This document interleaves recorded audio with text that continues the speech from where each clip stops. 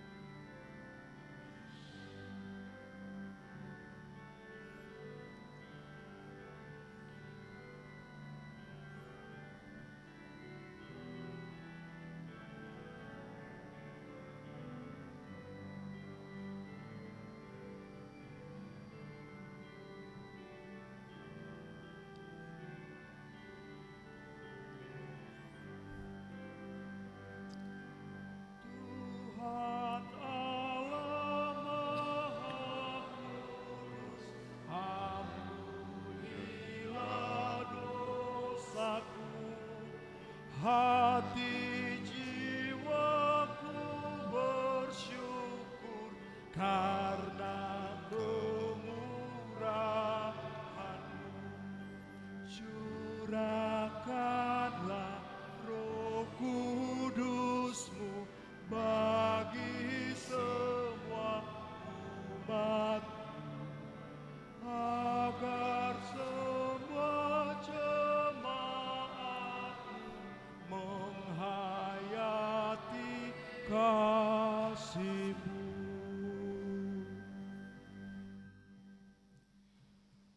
Di dalam nama Allah, Bapa dan nama Anaknya Tuhan Yesus Kristus, dan nama Roh Kudus yang menciptakan langit dan bumi.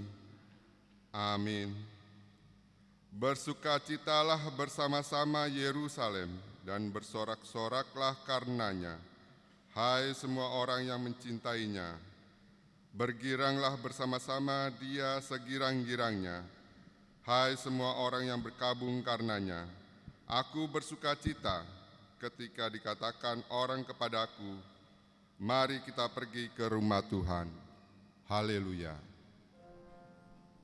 Haleluya, haleluya, haleluya.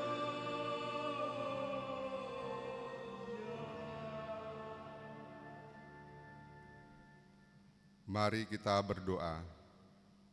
Yesus Kristus Tuhan kami, Engkaulah hidup dan pendamaian kami dengan Allah.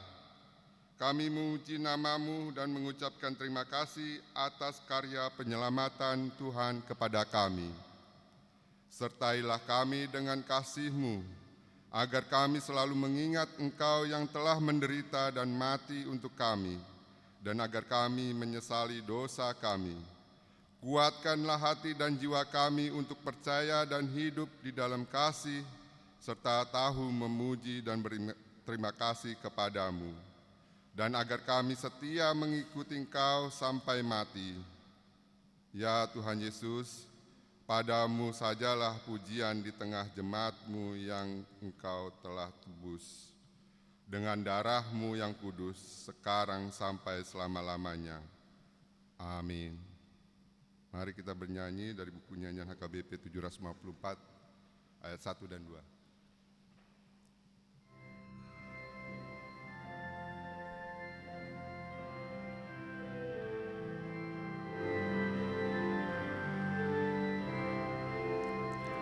Berlimpah sukacita di hatiku, di hatiku, berlimpah sukacita di hatiku, di dalam hatiku, bersukacita di dalam Tuhan, kasih Tuhan selalu bersamaku, bersukacita di dalam Tuhan, kasih Tuhan selalu bersamaku,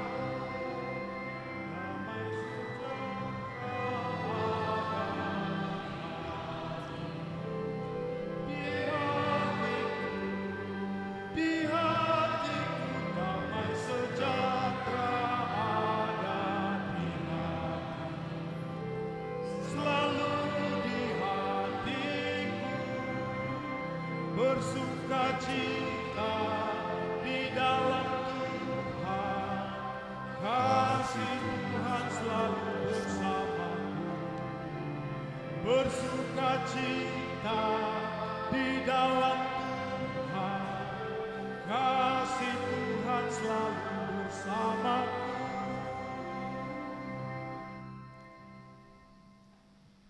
Dengarlah hukum Tuhan yang diambil dari hukum Taurat pertama sampai dengan hukum Taurat yang keempat. Hukum Taurat pertama. Akulah Tuhan Allahmu, seru Tuhan kita, tidak boleh ada Allah lain kecuali Aku. Hukum Taurat kedua. Jangan perbuat bagimu patung yang menyerupai apapun yang ada di langit atau yang ada di bumi atau yang ada di dalam air di bawah bumi untuk disembah atau dituruti. Hukum Taurat ketiga. Jangan menyebut nama Tuhan Allah dengan sembarangan, sebab Allah akan menghukum orang yang menyia-nyiakan namanya. Hukum Taurat keempat. Ingat dan kuduskanlah hari Sabat. 6 hari lamanya engkau bekerja dan melakukan segala pekerjaanmu. Tetapi pada hari ketujuh ialah Sabat bagi Allah Tuhanmu. Engkau tidak boleh bekerja pada hari itu, juga anakmu laki-laki atau perempuan, pembantumu laki-laki atau perempuan, ternakmu atau orang lain yang berada di tempat kediamanmu. Sebab Allah menciptakan langit dan bumi dan segala isinya di dalam 6 hari. Kemudian Ia beristirahat pada hari yang ketujuh. Itulah sebabnya Allah memberkati hari itu dan menguduskannya. Mari kita berdoa memohon kekuatan dari Tuhan untuk melakukannya. Ya Tuhan Allah, kuatkanlah kami untuk melakukan yang sesuai dengan hukum-Mu. Amin.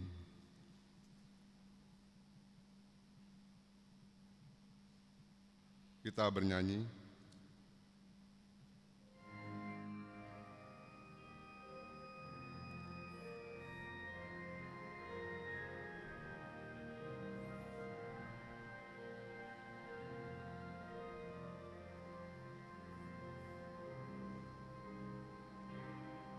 Di hadapan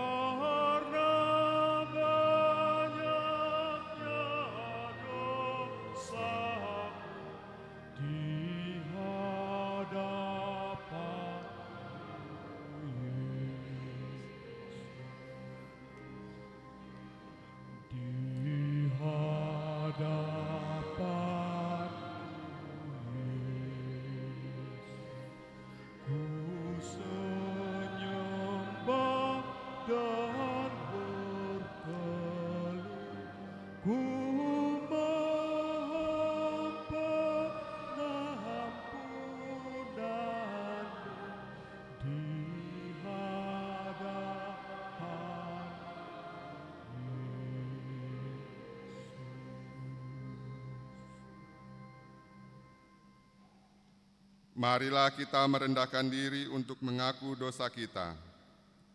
Ya Tuhan Allah Bapa kami yang Maha Kuasa dan Pengasih, Engkau tidak berkenan kepada kematian orang fasik, melainkan Tuhan berkenan kepada pertobatan orang fasik dari kelakuannya ke jalan yang benar, supaya ia hidup. Oleh sebab itu kami memohon kepadamu, jauhkanlah kami dari segala murka dan hukum-Mu. Ampunilah dosa dan kejahatan kami, agar kami beroleh hidup di dalam kasih-Mu. Karuniakanlah kami kekuatan, agar kami tetap kuat dan kokoh di dalam Anak-Mu, Yesus Kristus Tuhan kami. Amin.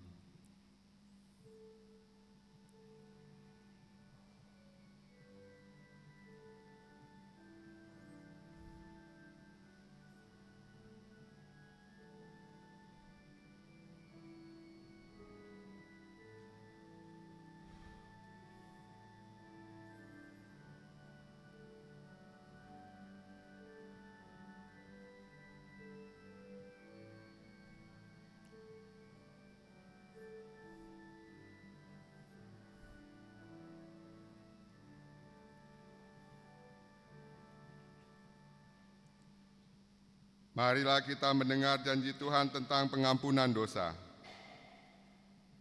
Demikianlah firman Tuhan. Janganlah takut, sebab aku telah menebus engkau. Aku telah memanggil engkau dengan namamu. Engkau ini kepunyaanku. Kemuliaan bagi Allah di tempat yang maha tinggi. Amin. Kita bernyanyi.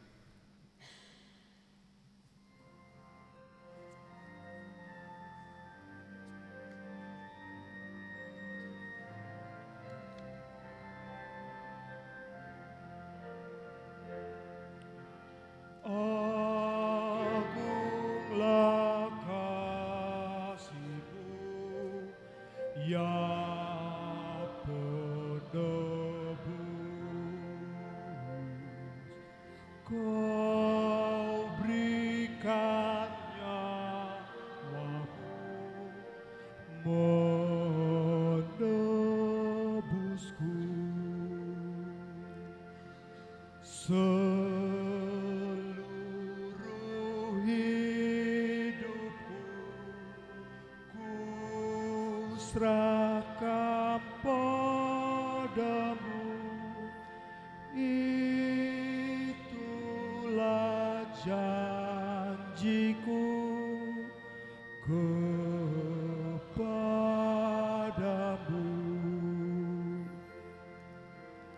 Aku mau setia kepadamu.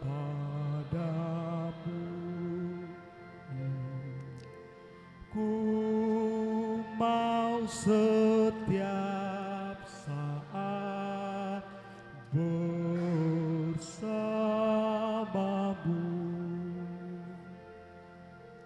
Seluruh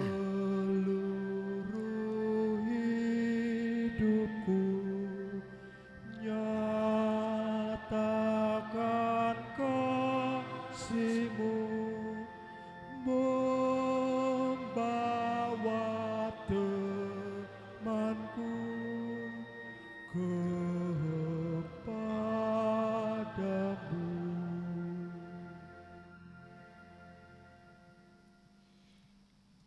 Marilah kita mendengar firman Tuhan yang ditetapkan untuk hari Minggu ini, yang diambil dari Mazmur 107 ayat 17 sampai dengan ayat 22. Kita baca secara bergantian.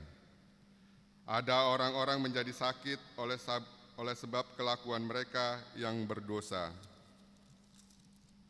dan disiksa oleh sebab kesalahan-kesalahan mereka.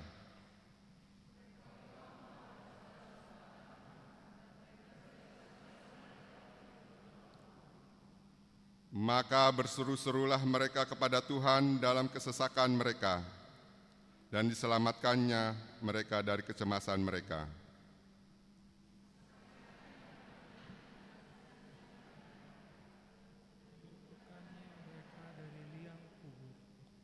Biarlah mereka bersyukur kepada Tuhan karena kasih setianya, karena perbuatan-perbuatannya yang ajaib terhadap anak-anak manusia.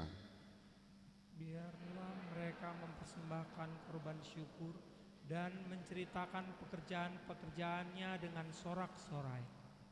Demikian firman Tuhan. Berbahagialah orang yang mendengar firman Allah serta memeliharanya. Amin.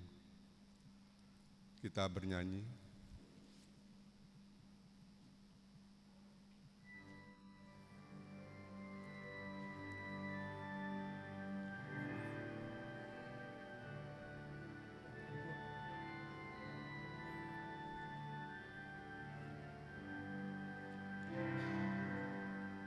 Di waktu kesusahan, ku pandang Tuhanku, Allahku selalu datang menolong diriku. Dan tak dibiarkannya ku menderita terus, dan pasti diselamatkan ku dari lembah mati. Terkadang ku rasakan beban sengsara, cobaan tak berkurang, terus menghimpitku. Namun ku makin kuat memikul salibku. Ku tahu Tuhanku dekat di sisiku.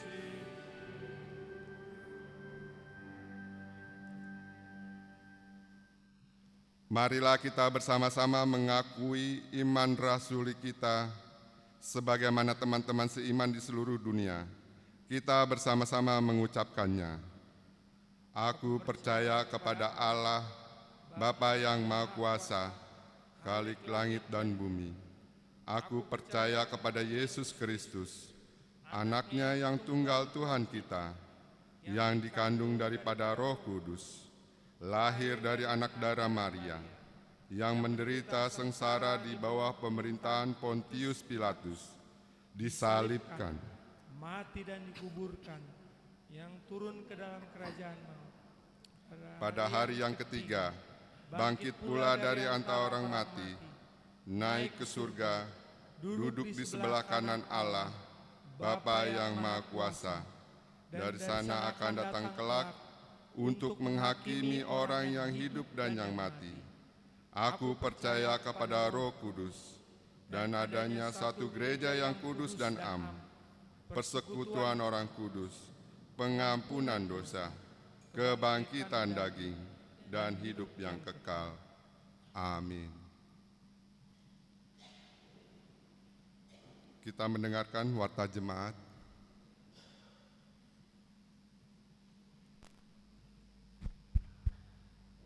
Shalom. Warta Jemaat Minggu 10 Maret 2024. Yang pertama, nama minggu. Minggu hari ini adalah Minggu Letare, artinya bersukacitalah, dengan topik Yesus harus makin besar, tetapi aku harus makin kecil, terambil dari Yohanes pasal 3 ayat 22 sampai 30. Yang kedua, ibadah Minggu Variatif HKBP Mampang Perapatan. Pada hari ini Minggu 10 Maret 2024 pukul 17 WIB bertempat di Gereja HKBP Mampang Perapatan akan dilaksanakan ibadah Minggu Variatif. Yang ketiga, Patangan Week. Hari Selasa 12 Maret 2024 pukul 19.30 WIB akan diadakan kebaktian Week di Week 2 di tuan rumah keluarga T. Marbun Boru Sigalingging di Jalan Mampang Perapatan 7 RT 10 RW 6 nomor 80. Week keempat di tuan rumah keluarga Nyonya Siti Boru Silalahi di GSG. Mari kita menghadiri kebaktian tersebut secara khusus Jemaat Week 2 dan Week 4. Yang keempat, pembinaan worship leader, song leader, dan pemusik. Hari Sabtu 16 Maret 2024 pukul 9 sampai 16 WIB bertempat di gedung gereja akan diadakan pembinaan worship leader, song leader, dan pemusik HKBP Mampang Perapatan oleh Dewan Maturia. Diberitahukan untuk pelayan worship leader, song leader, dan pemusik untuk dapat mengikuti kegiatan tersebut. Sampai saat ini sudah ada yang mendaftar 60 orang. Yang kelima, persembahan diakoni. Pada hari Minggu 17 Maret 2024 di ibadah pukul 7 berbahasa Indonesia dan 9.30 WIB berbahasa Batak, kita akan menyerahkan persembahan diakoni menggunakan amplop diakoni yang telah disediakan untuk menopang pelayanan diakoni Huria. Persembahan amplop diakoni diserahkan saat bersalaman setelah ibadah selesai. Yang keenam, pencalonan sintua. Sesuai hasil rapat Huria Minggu 17 Desember 2023 dan sermon Paraldo HKBP Mampang Perapatan pada hari Jumat 2 Februari 2024 telah diputuskan akan diadakan pencalonan sintua HKBP Mampang Perapatan untuk membantu pelayanan di setiap week. Yang ketujuh, ibadah passion. Sesuai kalender gerejawi akan diadakan ibadah passion atau perjalanan penderitaan Tuhan Yesus selama 3 hari berturut-turut dimulai hari Selasa sampai hari Kamis tanggal 26 sampai 28 Maret 2024 pukul 19.30 WIB.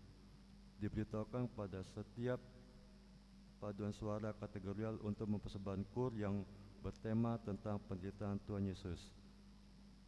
Jadwal kebaktian Passion tahun 2024 hari Selasa tanggal 26 Maret 2024 pukul 19.30 Passion 1 berbahasa Batak yang mempersembahkan kur Ina Kamis, Maranatha, Ina Hana, dan vokal grup keluarga. Hari Rabu 27 Maret 2024 pukul 19.30 Passion 2 berbahasa Batak yang mempersembahkan kur lansia, kur ama, kur week 4, vokal grup keluarga. Hari Kamis 25 Maret 2024 pukul 19.30 Passion ketiga berbahasa Batak yang mempersembahkan kur dari remaja dan Deborah week 5 dan vokal grup keluarga. Yang kedelapan, ibadah peringatan kematian Yesus Kristus, ibadah sunyi dan penyaman kudus, buah-buah ijuk dan perayaan Paskah. Yang pertama, pada hari Jumat 29 Maret 2024 akan diadakan ibadah peringatan kematian Yesus Kristus atau Jumat Agung, ibadah sunyi dan penjamuan kudus. Kebaktian bahasa Indonesia pukul 7 dan bahasa Batak pukul 10. Dan diberitahukan bagi jemaat yang sakit atau tidak bisa ke gereja dan merindukan pelayanan penjamuan kudus dapat melaporkan kepada Situawik untuk menerima penjamuan kudus pada sore hari di rumah masing-masing. Yang kedua, pada hari Minggu 31 Maret 2024 pukul 4.30 WIB berbahasa Indonesia bertempat di komplek gereja akan diadakan ibadah buah-buah ijuk bersama dengan sekolah minggu. Yang ketiga, pada hari Minggu 31 Maret 2024 adalah perayaan pertama Paskah atau perayaan peringatan kebaktian Yesus Kristus. Kita akan mengadakan kebaktian seperti biasa pukul 7 WIB berbahasa Indonesia dan pukul 9.30 WIB berbahasa Batak. Yang keempat, pada hari Senin 1 April 2024 adalah pesta kedua Paskah atau peringatan kebangkitan Tuhan Yesus. Kebaktian dalam bahasa Batak masuk pukul 19.30 WIB. Yang kesembilan, Konven HKBP Distrik 8 Jakarta. Hari Senin tanggal 11 Maret 2024 pukul 10 WIB bertempat di HKBP Tebet akan diadakan konven distrik yang akan diikuti oleh pelayan penuh waktu dan keluarga, pendeta pensiun dan keluarga, serta Ina Sarfat. Yang menjadi tuan atau nyonya rumah adalah yang pertama HKBP Resort Tebet, yang kedua HKBP Resort Mampang Perapatan, yang ketiga HKBP Resort Bayon Lama, yang keempat HKBP Resort Menteng Lama, yang kelima HKBP Resort Cibubur, yang keenam HKBP Resort Ancol Podomoro. Dari gereja kita akan berangkat pendeta dan utusan pralado mengikuti konven tersebut. Yang ke-10, pelaksanaan periodisasi seksi-seksi. Sesuai dengan surat preses nomor 096-D-8 Romawi slip DKI _2 Romawi _2024 tentang periodisasi seksi-seksi di tingkat huria dan resort, diberitahukan pada Jemaat HKBP Mampang Perapatan bahwa pelaksanaan periodisasi seksi-seksi di tingkat huria dilaksanakan pada bulan Maret. Diharapkan sudah mulai pada minggu ini. Yang ke-11, undangan rapat periodisasi remaja dan Apostol Bulung pada hari Sabtu 16 Maret 2024 pukul 18 WIB di Gedung Serbaguna akan diadakan rapat periodisasi seksi Napo Sebulung.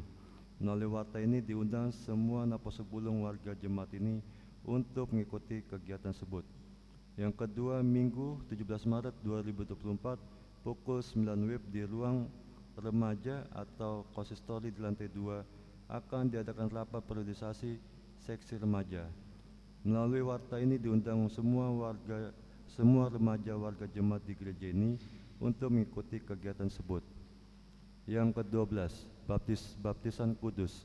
Hari Minggu 31 Maret 2024 akan dilaksanakan sakramen baptisan kudus. Diberitahukan pada jemaat HKBP Mampang Perapatan bagi orang tua yang akan membawa anaknya untuk menerima baptisan kudus agar dapat mendaftarkan diri dengan mengisi formulir pendaftaran melalui Sintua sektor masing-masing. Konseling bagi orang tua yang akan membawa anaknya dibaptis akan dilaksanakan pada hari Minggu 24 Maret 2024 setelah ibadah Minggu. Yang ke-13, anggota jemaat dikenakan hukum penggembalaan dan siasat gereja. Sesuai dengan Luhut Pamacangon Dahot Pamicangon RPP HKBP tentang perkawinan bab 4 Romawi .1 poin M, maka sejak hari ini Minggu 10 Maret 2024 telah dikenakan hukum penggembalaan dan siasat gereja KBP atau RPP, yaitu Novan Tambunan, putra dari Bapak A. Tambunan Boruta Julu dari WIK 2 karena menikah tanpa sepengetahuan gereja kita. Marilah kita doakan agar yang bersangkutan segera kembali ke jalan Tuhan. Yang ke-14, berita duka cita. Telah meninggal dunia pada hari Selasa pada tanggal 5 Maret 2024 Robi Matua Silalahi, 42 tahun, lahir tanggal 25 Januari 1982, alamat Bintara 17 Pondok Nurmaya 1 nomor 21 dari WIK 3. Pemakaman dilaksanakan pada hari Rabu pada tanggal 6 Maret 2024 di TPU Kampung Kandang. Tuhan menghibur dan menguatkan keluarga yang ditinggal. Yang ke-15, warga jemaah sakit. Marilah kita bawa ke dalam doa warga jemaah sakit. Yang pertama, Natalias Manik dari sektor 2 dirawat di rumah. Yang kedua, Togu Sihite dari sektor 1 dirawat di rumah. Yang ketiga, Pesta Siahan dari sektor 1 dirawat di rumah. Yang keempat, Buha Silaban dari sektor 2 dirawat di rumah sakit. Yang kelima, Alfonso Munte dari sektor 3 dirawat di rumah. Yang keenam, Sintua Kasinurat dari sektor 4 dirawat di rumah. Yang ketujuh, Nyonya Simanjuntak Nyonya Napitupulu Boru Manurung dari sektor 1 dirawat di rumah. Yang kedelapan, Situa Elsio Borturnip dari sektor 1 dirawat di rumah. Firman Tuhan, serahkanlah hidupmu pada Tuhan dan percayalah padanya dan ia akan bertindak. Dari Mazmur 37 ayat 5. Yang ke-16, ulang tahun kelahiran. Majelis dan jemaat mengucapkan selamat ulang tahun kelahiran pada anggota jemaat yang berulang tahun dalam minggu ini. Firman Tuhan, karena panjang umur dan lanjut usia serta sejahtera akan ditumbuhkannya kepadamu, dari Amsal 3 ayat 2. Yang ke-17, ulang tahun pernikahan. Majelis dan warga jemaat mengucapkan selamat ulang tahun pernikahan pada keluarga anggota jemaat yang berulang tahun pernikahan dalam minggu ini. Firman Tuhan, tetapi yang terutama, kasihilah sungguh-sungguh seorang akan yang lain, sebab kasih menutupi banyak sekali dosa. Dari 1 Petrus pasal 4 ayat 8. Yang ke-18, keuangan dapat kita baca di Warta Jemaat minggu ini. Demikian warta jemaat minggu ini. Tuhan memberkati.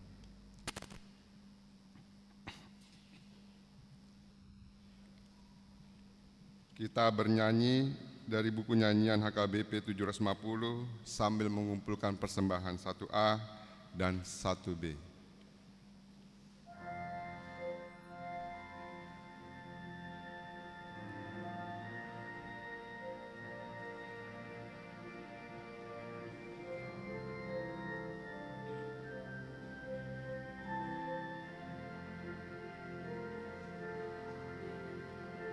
Di hatiku, ya Yesus, taburkan firman-Mu agar tentram hatiku dan hilang khawatirku.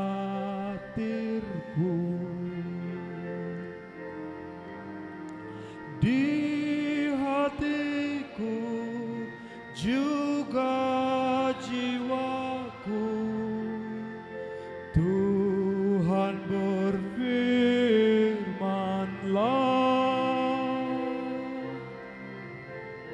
ku berserah kepadamu, ya Tuhan berfirman-Lah.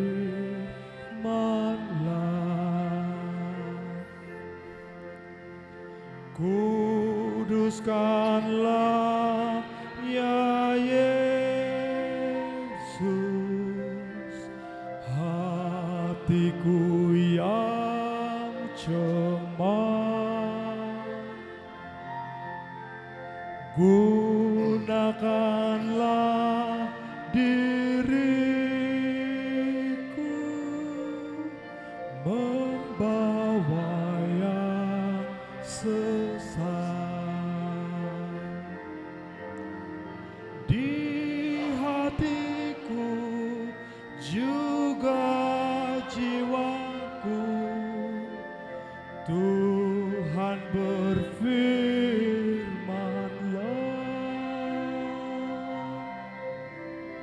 ku berserah kepadamu, ya Tuhan berfirman-Lah.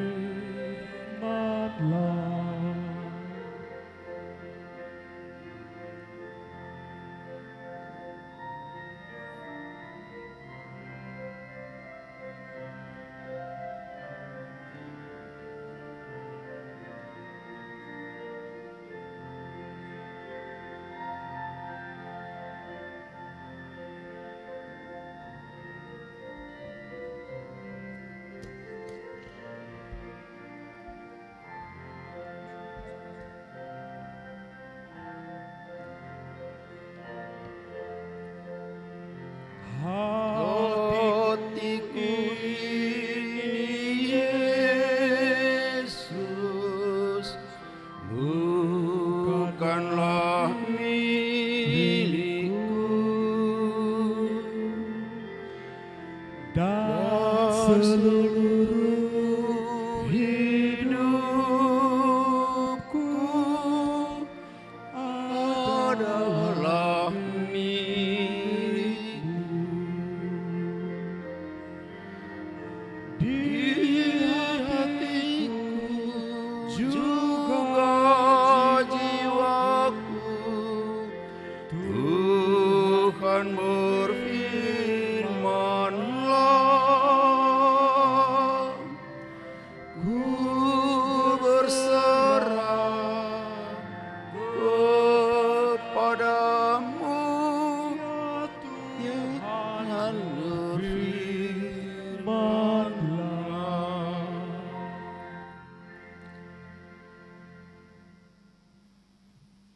Damai sejahtera Allah yang melampaui segala akal budi, itulah memelihara hati dan pikiranmu di dalam Kristus Yesus Tuhan kita. Amin. Shalom. Horas.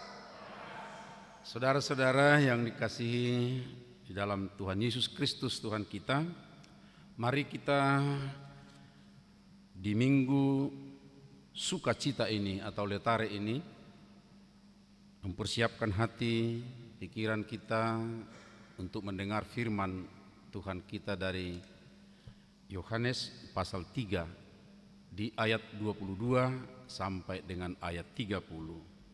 Saya akan membaca untuk kita dalam Alkitab Terjemahan Baru edisi 2. Kesaksian Yohanes tentang Yesus. Sesudah itu Yesus pergi dengan murid-muridnya ke tanah Yudea. Ia tinggal di sana bersama mereka dan membaptis. Tetapi Yohanes membaptis juga di Ainon dekat Salim, sebab di situ banyak air. Orang-orang datang ke situ untuk dibaptis. Sebab pada waktu itu Yohanes belum dijebloskan ke dalam penjara. Lalu timbullah perselisihan di antara murid-murid Yohanes dengan seorang Yahudi tentang penyucian. Mereka datang kepada Yohanes dan berkata kepadanya, "Rabi, orang yang bersama dengan engkau di seberang sungai Yordan dan yang tentang dia engkau telah bersaksi, dia membaptis juga, dan semua orang pergi kepadanya." Jawab Yohanes, "Tidak ada seorang pun yang dapat mengambil sesuatu bagi dirinya kalau tidak dikaruniakan kepadanya dari surga. Kamu sendiri dapat bersaksi bahwa aku telah berkata, aku bukan Mesias, tetapi aku diutus untuk mendahuluinya. Yang punya mempelai perempuan ialah mempelai laki-laki. Namun sahabat mempelai laki-laki yang berdiri dekat dia dan yang mendengarkannya sangat bersukacita mendengar suara mempelai laki-laki itu. Itulah sukacitaku, dan sekarang sukacitaku itu penuh.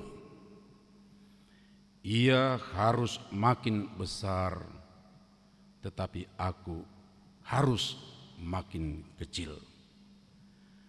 Demikian pembacaan firman Tuhan.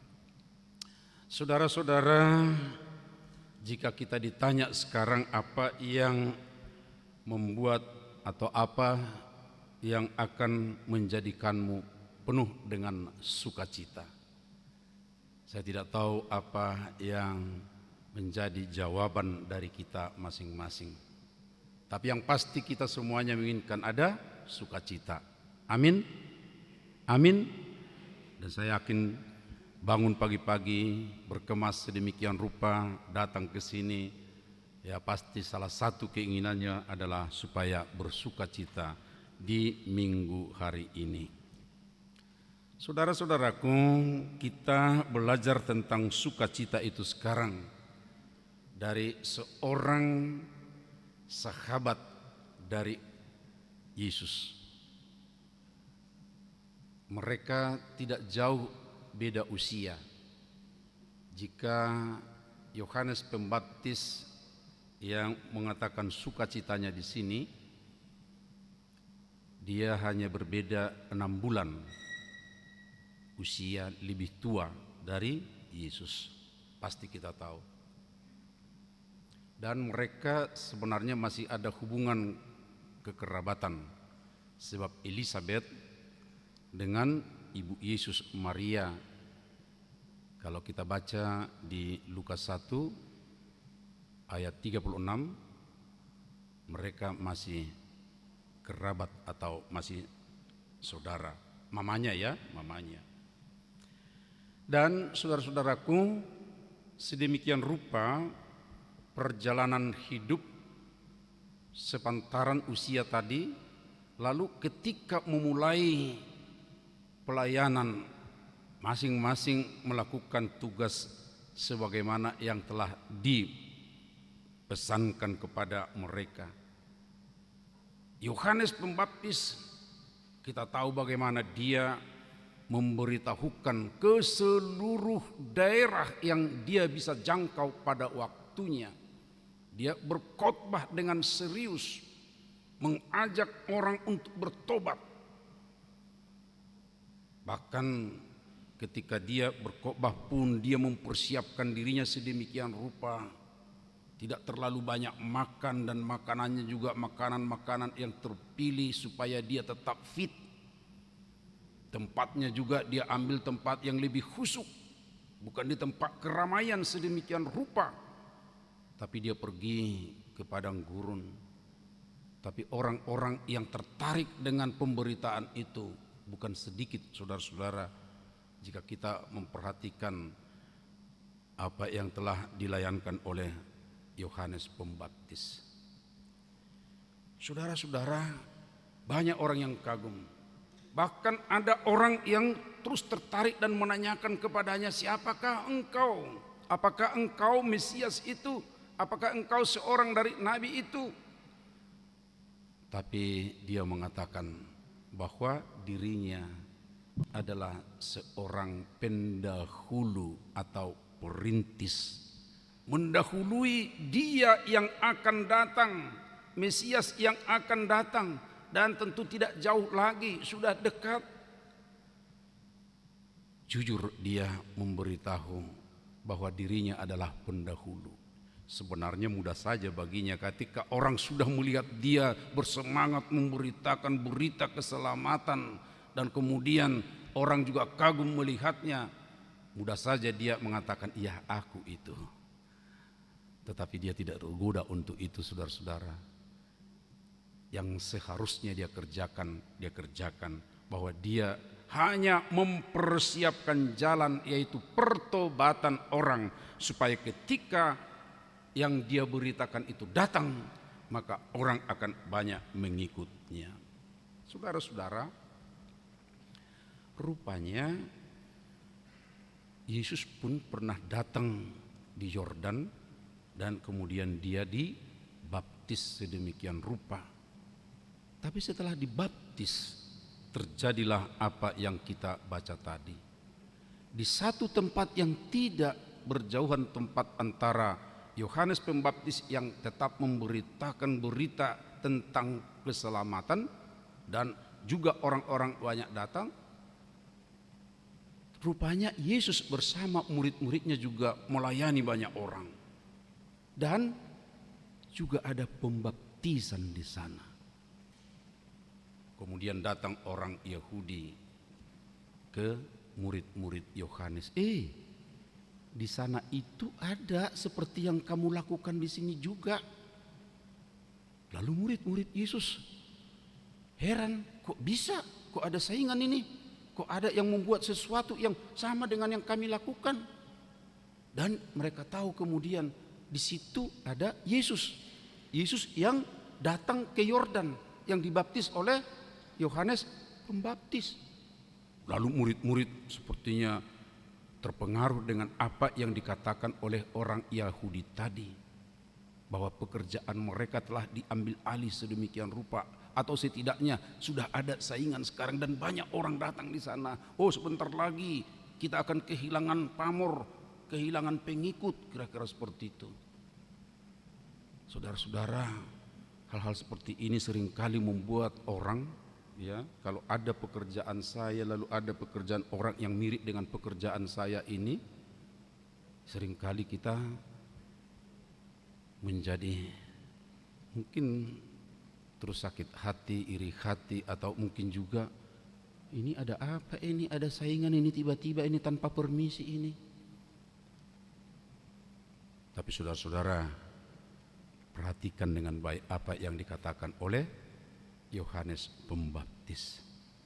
Dia tidak iri hati, saudara-saudaraku, tetapi dia mengatakan bahwa kalau itu benar dan itulah memang bagian tugasnya, dan apa yang dia lakukan itu adalah dari yang mengutusnya. Dia tidak terpengaruh, saudara-saudara, dengan informasi yang salah ditafsirkan oleh murid-murid Yohanes, tapi dia dengan tegas terang mengingat, tugasku adalah untuk merintis, tugasku adalah untuk mendahuluinya. Dan kalau dia sekarang sudah datang, sudah bekerja, itu adalah suatu kebenaran dan itu adalah bagian sukacitanya. Saudaraku, memahami berita, memahami situasi, memahami apa yang terjadi, itu amat perlu untuk membuat, dan ini barangkali salah satu yang menjadi bakal sukacita. Sebab ketika kita tidak memahami dengan benar, ketika kita tidak tahu apa sebenarnya peran kita, maka di situ akan muncul sesuatu yang bisa mengganggu jiwa kita. Katakanlah iri hati.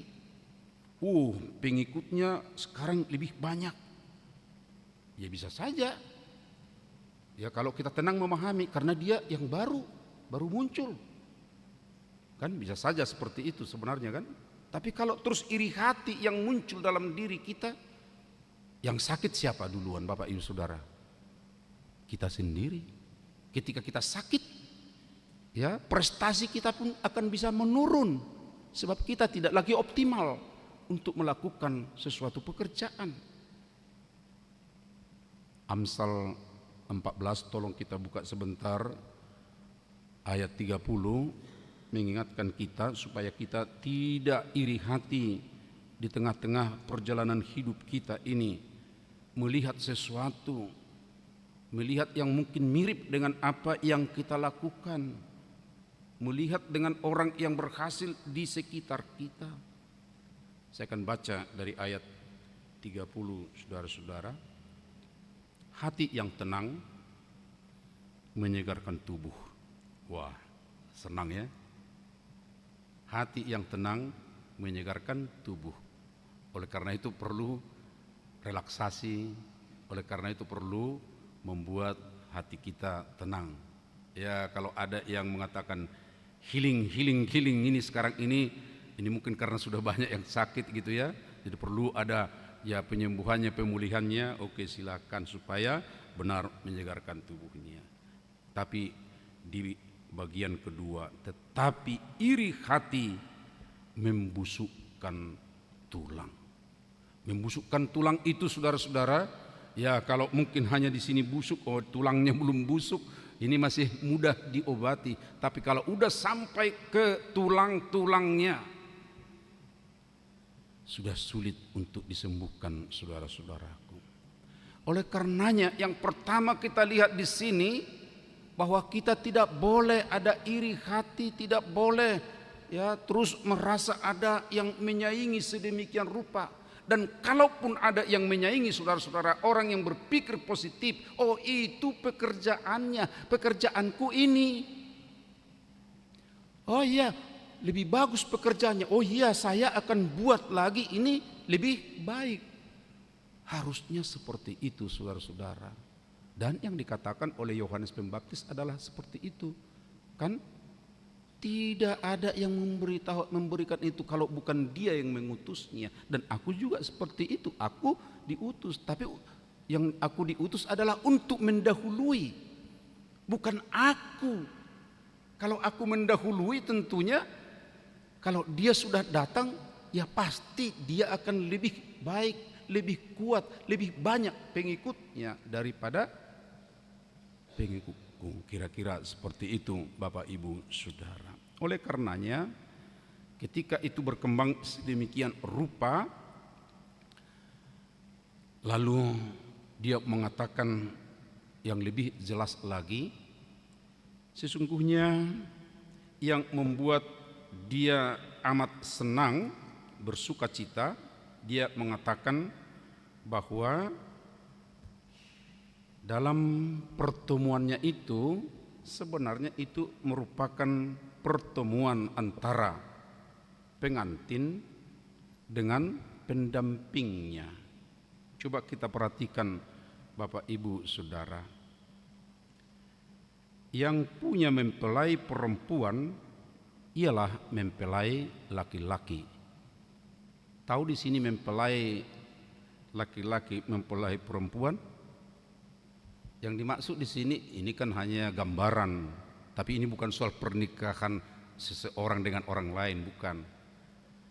Mempelai laki-laki itu adalah Tuhan, mempelai perempuan itu adalah umat.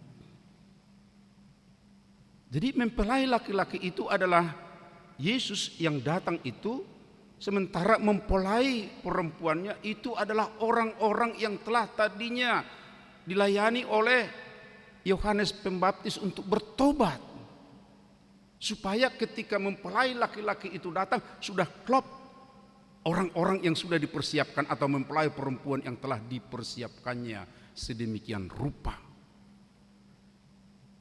Oleh karenanya ketika ada pertemuan seperti itu, Yohanes Pembaptis benar senang dia sebagai tugas untuk mempersiapkan umat, tugas mempersiapkan mempelai perempuan sudah dia kerjakan dengan baik, dan sekarang mempelai laki-laki itu yaitu Yesus, yaitu Mesias yang dinanti-nanti itu sudah ada bersama-sama dengan mempelai perempuannya. Saudaraku, dia menambahkan lagi, namun sahabat mempelai laki-laki yang berdiri dekat dia dan yang mendengarkannya sangat bersuka cita mendengar suara mempelai laki-laki itu. Inang amang masih ada, saya ingat, saya pikir, sebab saya juga mengingat seperti itu ketika pernikahan ada pendamping pengantin, baik pendamping pengantin laki, demikian juga pendamping pengantin perempuan. Masih ada Bapak Ibu Saudara yang ya didampingi oleh pendamping pernikahan? Ada ya, tapi sekarang ini kayaknya tidak begitu ada lagi ya pendamping seperti itu, kayaknya bergeser, hanya pengantin saja yang prosesi dari sana sampai kemari. Ya, pendampingnya nggak tahu kenapa nggak ada lagi sekarang ini. Di kampung-kampung juga nggak ada lagi sekarang ini, kenapa seperti itu. Tapi saya mau berbicara, ada kebiasaan di kalangan orang Yahudi, tapi mungkin orang Eropa juga tetap seperti itu, ya, bahwa pendamping itu disebut dengan the best man. The best man itu merupakan orang kepercayaan, orang yang terbaik menurut mempelai itu. Jadi segalanya dipercayakan kepadanya. Dan ketika pernikahan itu sudah berlangsung sedemikian rupa, tentunya orang yang dikatakan the best man tadi pasti senang sekali. Berjalan dengan baik apa yang telah dipersiapkan sedemikian rupa. Memang dia hanya pendamping, bukan jadi pemilik pengantin perempuan itu. Bukan. Dia hanya mempersiapkan pengantin perempuannya supaya sedemikian rupa baik pelaksanaan pernikahan itu. Itulah yang menjadi sukacita daripada seorang pendamping, dan itulah sukacitaku melaksanakan tugas telah diberikan kepadaku. Bapak, Ibu, Saudara, kita perhatikan di sini ada dua hal yang penting. Satu, melaksanakan tugas dengan baik.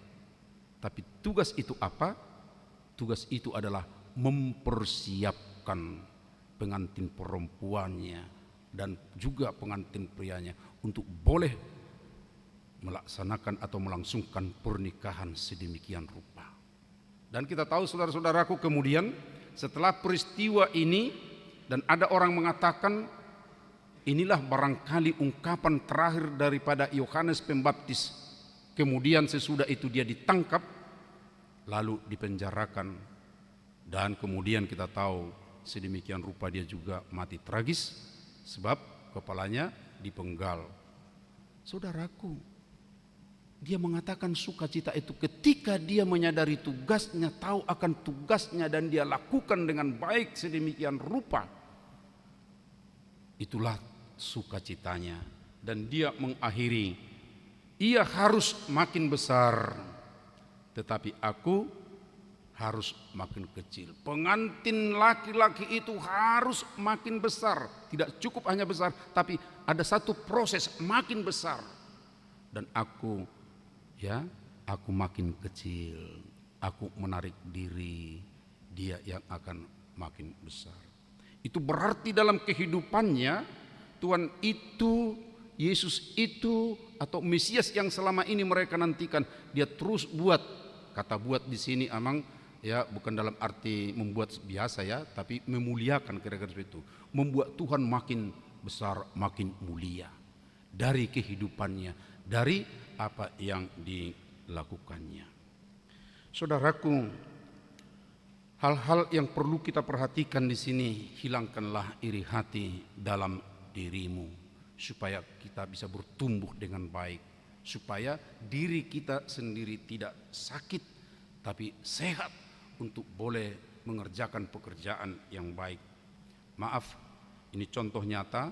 Saya pernah melayani di Perumnas Tangerang. Orang Tangerang pasti tahu Terminal Cimone. Terminal Cimone itu tidak terlalu besar. Di sana ada 2 lapo orang kita.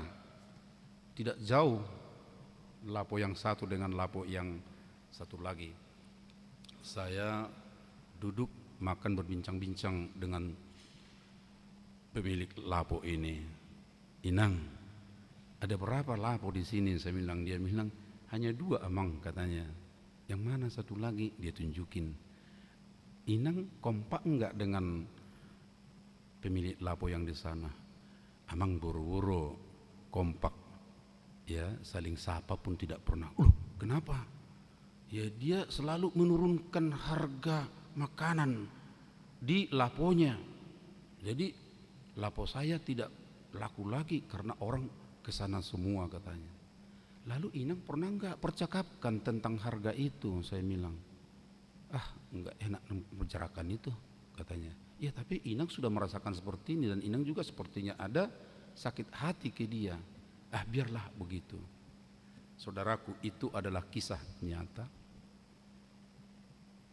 Lapo itu tidak ada lagi sekarang karena kisah ini sudah agak lama. Itu peristiwa di tahun 2000 awal, saudara-saudaraku. Sebab terminal itu juga sudah agak berubah sekarang. Tapi itu terus terkesan dalam hati saya, dalam pikiran saya. Hanya 2 lapo di satu tempat seperti itu.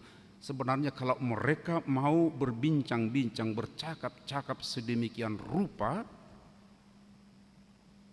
pasti mereka bisa membuat harga yang sama.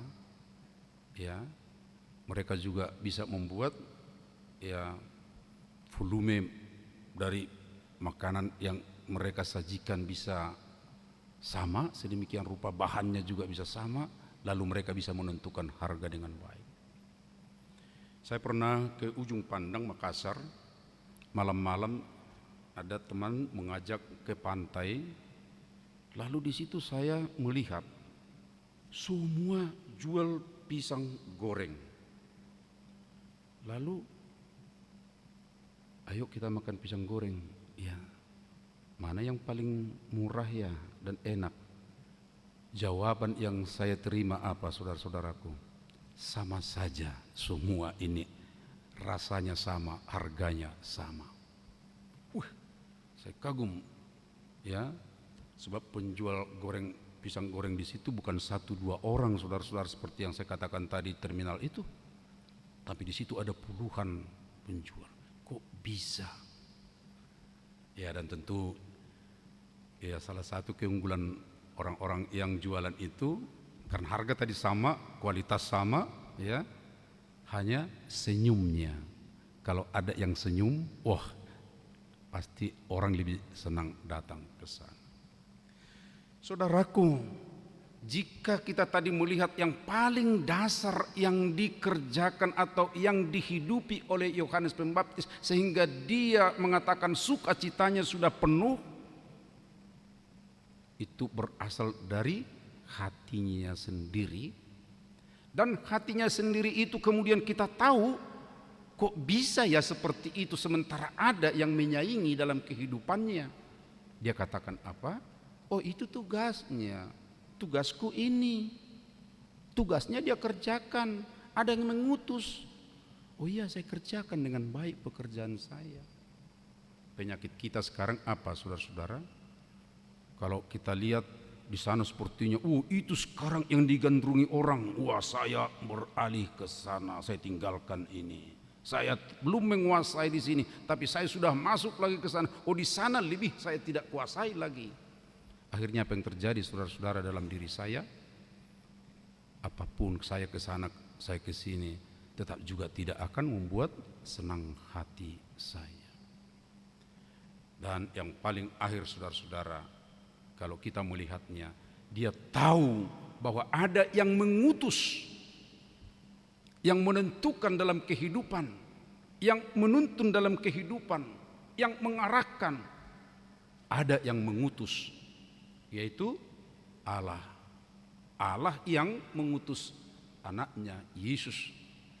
Allah yang mengutus Yohanes Pembaptis sebagai pendahulu, perintis. Senang dia sebagai perintis, saudara-saudaraku, sebab dia tahu itu adalah dari Tuhan. Bagaimana dengan kita sekarang ini? Senang enggak dengan pekerjaan kita, dengan pemahaman bahwa itu adalah pengutusan Tuhan untuk kita dalam pekerjaan kita? Jika tidak, maka kita akan tetap merasa tidak senang, tidak ada sukacita dalam kehidupan ini. Oleh karenanya, jangan ada iri hati. Ingatlah bahwa kita punya tugas masing-masing. Kita diutus untuk itu, kita kerjakan dengan baik. Dan senantiasa Sang Pengutus itu yang menuntun kita, kita tetap bergantung kepadanya. Tuhan memberkati kita semua. Amin, kita berdoa. Terima kasih ya Allah Bapa, pada saat ini kami diajar melalui kehidupan seorang Yohanes Pembaptis yang menyadari dalam kehidupannya ada tugas, ada pengutus, dan hatinya pun tenang melakukan itu semua. Dan waktunya dia berkata bahwa sukacitanya penuh. Bukan tidak ada tantangan dalam kehidupannya, bukan tidak ada pengecoh ataupun orang yang mencoba membenturkan, tetapi dia memahami dengan baik dan mampu menenangkan orang-orang dekat padanya bahwa yang dilakukan orang lain itu bukan itu yang benar adalah pengutusan, penugasan dari Tuhan. Ajarlah kami untuk boleh senantiasa memahami tugas kami dan mengingat yang mengutus kami melakukannya adalah Engkau. Terima kasih Bapa, kuatkanlah kami dalam kehidupan kami sehari-hari. Tuhan, kami mau berdoa untuk kehidupan bersama kami di jemaat-Mu melalui program-program kerja yang telah direncanakan pada minggu ini. Ada pelatihan, ada juga periodisasi di seksi sedemikian rupa. Tuhan, kuatkan kami untuk melakukannya. Demikian juga persiapan perenungan penderitaan atau passion anak-Mu Yesus Kristus. Persiapkan dengan baik hati kami dan semua para paduan suara yang akan mengisi ibadah kami. Tuhan, kami juga berdoa untuk saudara-saudara kami yang sakit. 7 orang dirawat di rumah, 1 orang dirawat di rumah sakit. Ya Tuhan, kami tahu Engkau adalah tabib agung.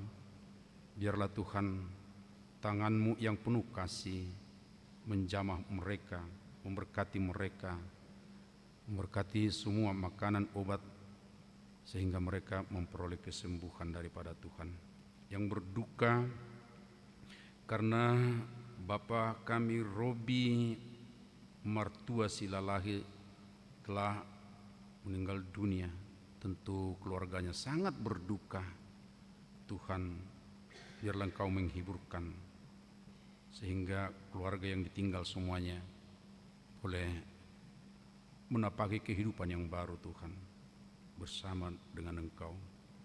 Kami juga berdoa untuk keluarga yang dikenai siasat gereja, Novan Tambunan,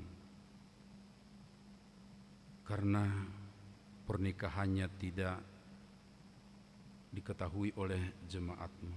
Tapi syukur mereka kembali mau datang. Biarlah Tuhan, tangan yang penuh kasih daripada-Mu juga menuntun kami, melaluinya yang bersangkutan boleh kembali penuh nantinya menjadi anggota jemaat. Terima kasih Tuhan. Kami juga berdoa untuk saudara-saudara kami yang berulang tahun kelahiran 14 orang dan yang berulang tahun pernikahan 5 keluarga. Berkatilah mereka Tuhan dalam sukacita pertambahan hitungan tahun usia mereka. Melaluinya juga mereka boleh semakin dekat dan makin membuat Tuhan besar mulia dalam kehidupan mereka. Terima kasih Bapa, berkatilah kami dalam pekerjaan kami seminggu yang akan datang ini, baik di rumah kami masing-masing, demikian juga di tempat kerja kami bersama dengan mitra kerja. Dan biarlah tetap komunikasi kami antara suami, istri, orang tua, anak selalu terbina dengan baik. Di dalam Yesus Kristus anak-Mu kami berdoa dan bersyukur. Amin. Di saat kita menyanyi, marilah kita menyerahkan persembahan kita.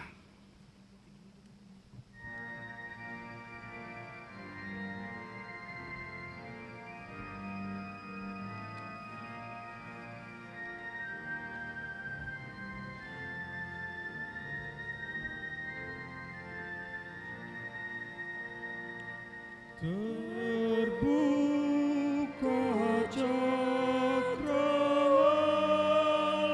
surga, lebihnya kasih-Mu kepada orang yang sengsara, sehingga nyata rahmat-Mu telah saksikan manusia di seantero dunia.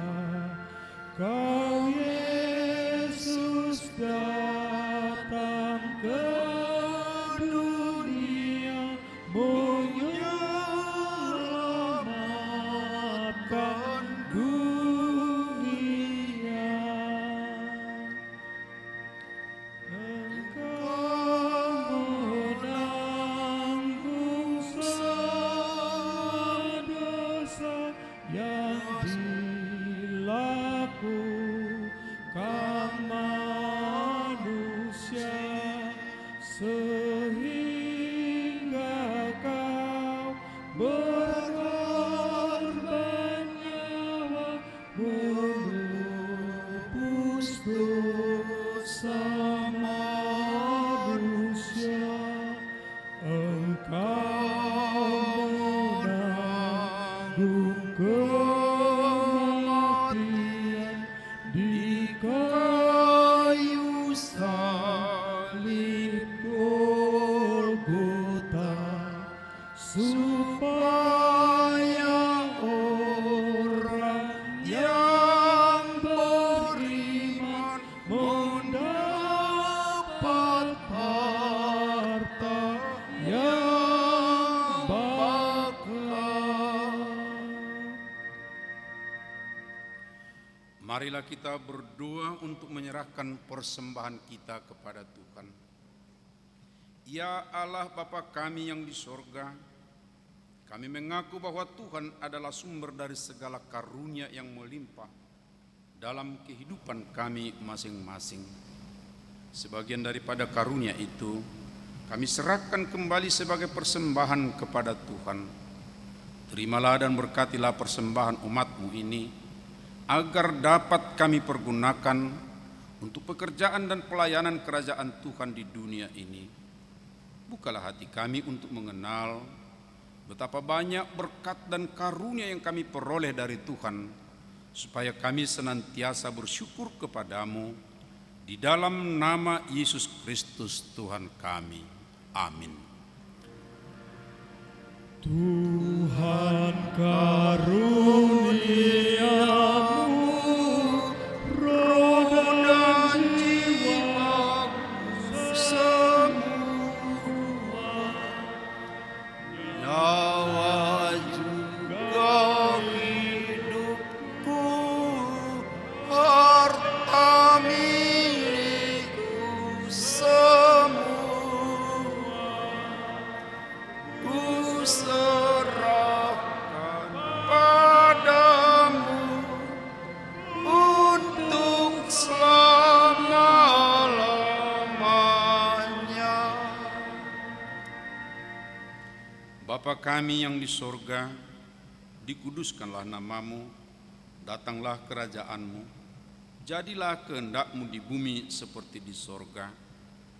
Berikanlah kami pada hari ini makanan kami yang secukupnya, dan ampunilah kami akan kesalahan kami, seperti kami juga telah mengampuni orang yang bersalah kepada kami.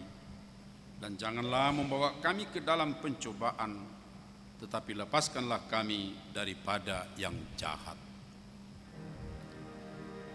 karena Engkau punya kerajaan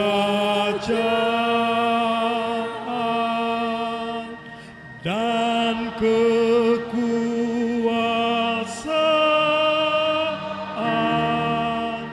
dan kemuliaan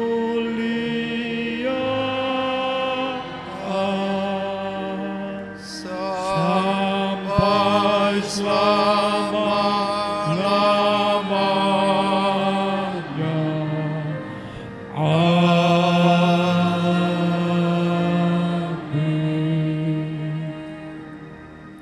Jemaat yang dikasihi Tuhan Yesus Kristus, pulanglah dengan sejahtera dan terimalah berkat-Nya.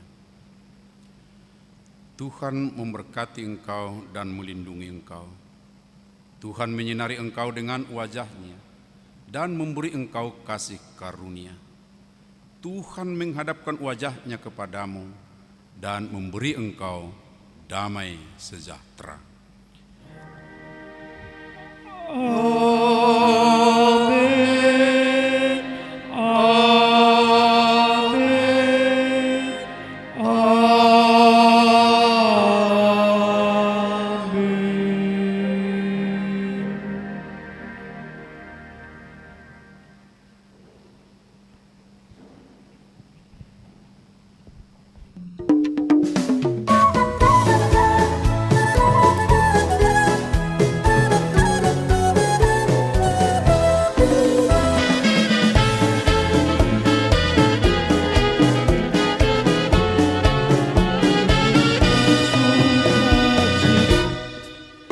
Tahun Kumene, inklusif HKBP, proaktif menghadirkan kebaikan Allah, jauhkan diskriminasi dan juga rasis, agar terjaga kedamaian.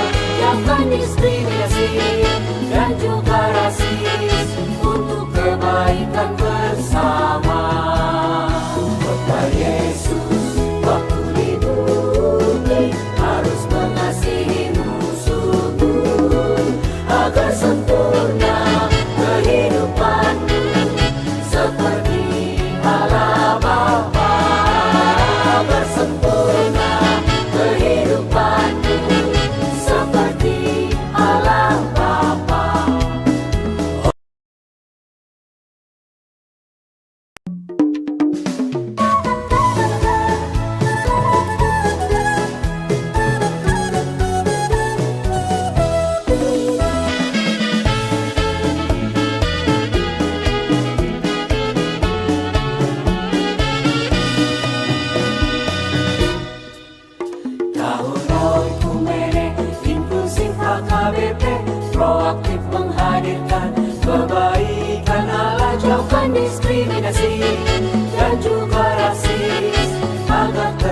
kedamaian.